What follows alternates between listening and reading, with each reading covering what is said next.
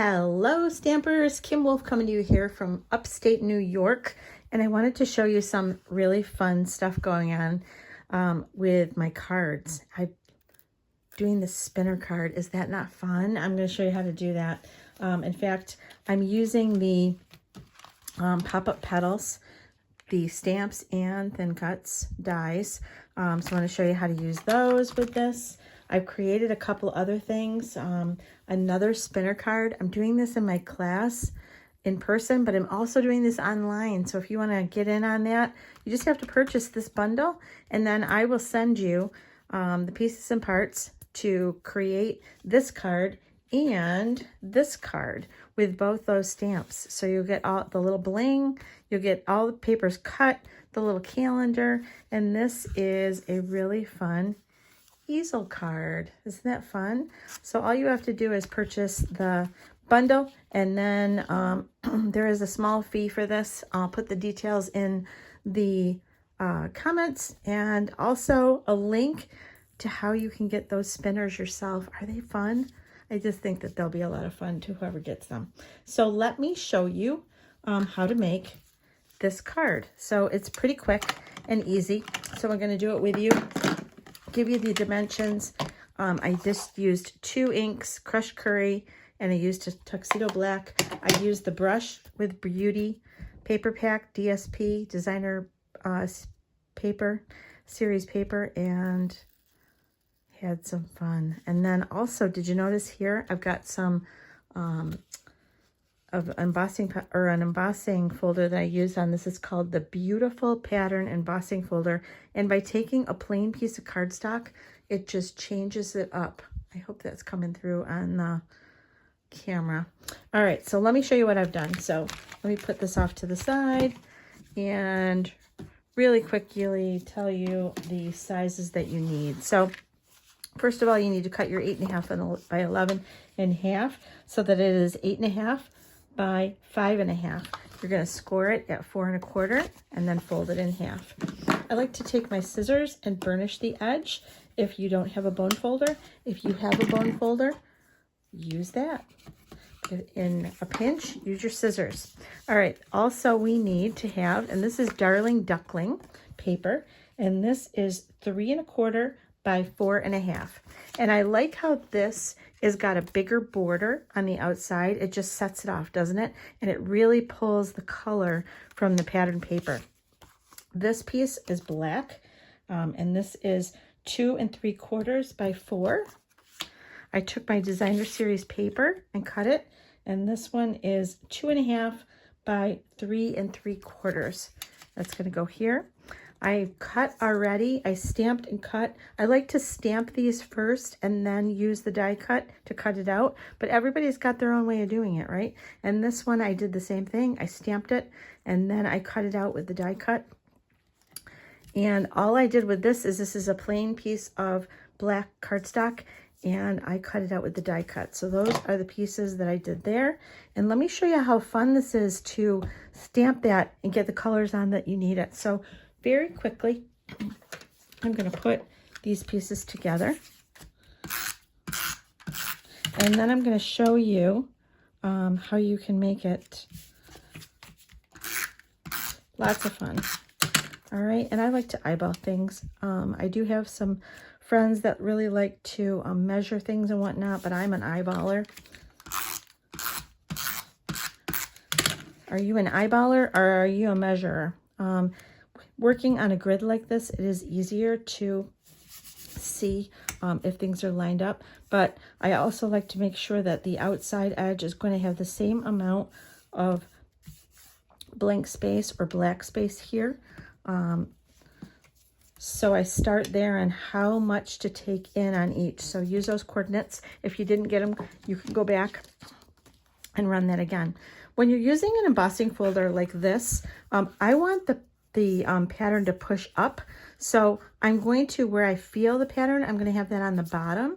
And then I like to hold my piece on here and really figure out what I want that to be lined up as. So I'll find it and then I'll squish it and I'll hold it there. So then I can really see where that pattern is going to go in here. So let me send this through my die cutting machine.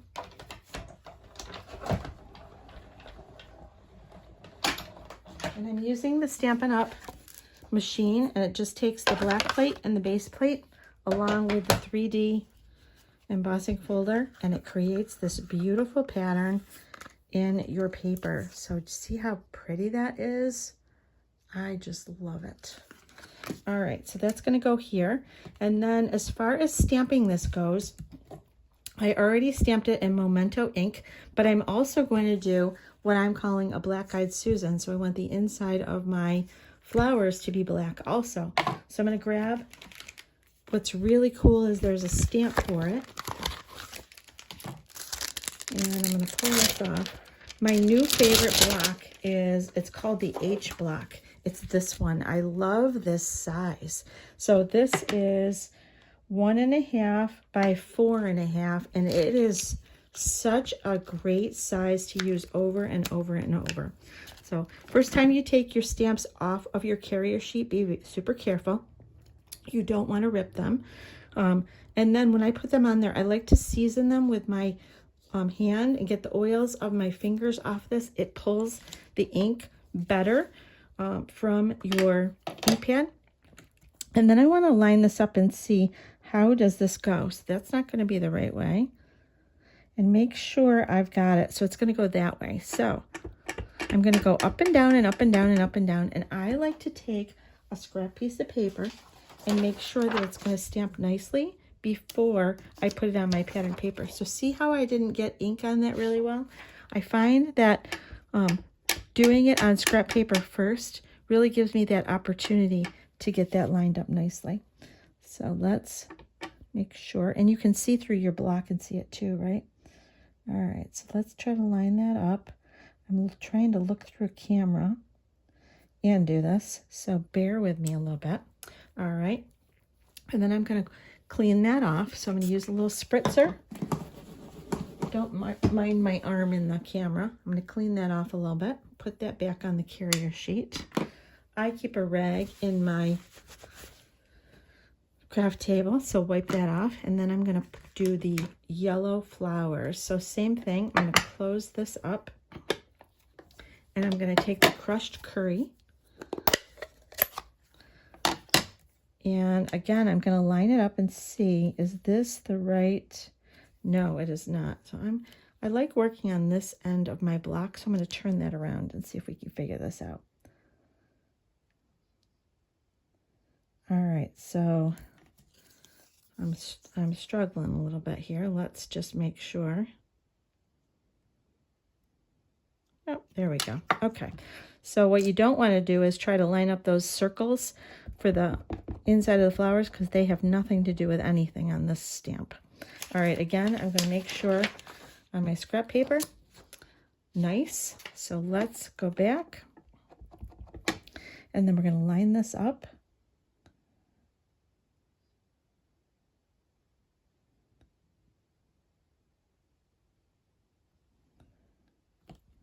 Very nice. Okay, let me clean that off. Give it another little spritz. Sorry about my arm. Wipe that off good and put that back on the carrier sheet. I have a little bit of ink on my block. Let's get that off. Okay. All right, back on the carrier sheet. And then let's do a little bit of marker. I've used my old olive. I'm actually using the dark, and I'm using the pen end. There's a pen and there's a brush. So I'm going to do the pen end, and I'm just going to color in, and it doesn't have to be perfect, and sometimes it's okay to even leave a little bit of the white. So coloring that in, and then also I like to do the stems. So I like to just draw a line down the stem and give that a little bit of green too. Okay. So that when I've got it done, that's what it looks like. All right, I've already colored my butterfly. And then I thought it would be really fun to pop this. Just can't get over spinning that. So I've got this popped. So I'm going to go ahead and pop it. And I don't know if you know this or not, but we actually have black pops. Kind of fun, because if you're going on something black and the edge is going to be seen, you can't see this. So pretty cool. I can use that on other things, so I can use that on here. As long as I don't go right to the edge, it's not going to matter what color I'm using. And then I need to just put that one on a spinner. So I'm going to give this just a little bit of Too Faced tape, and I'm going to put that, oh, I put it on the wrong side, didn't I? Let me erase that off. These erasers are awesome. All right, so I'm going to put the Tombow on this side, and I'm going to go underneath just so I can put this together and do this as one solid piece. And I actually like to put my dimensional right over top of the two and kind of marry it together and give it some extra special. So because that's black, and if I'm really close to the edge, you're not going to see that, which is cool. So let's go ahead and put this on. What do you think about the black and yellow? I think it's just stunning together, don't you? All right, and then I've got my little butterfly. I got this little pack of spinners. Look at how tiny they are, and they are just working glorious for what I'm doing. So little tiny pieces. And I'm going to take my fine tip glue,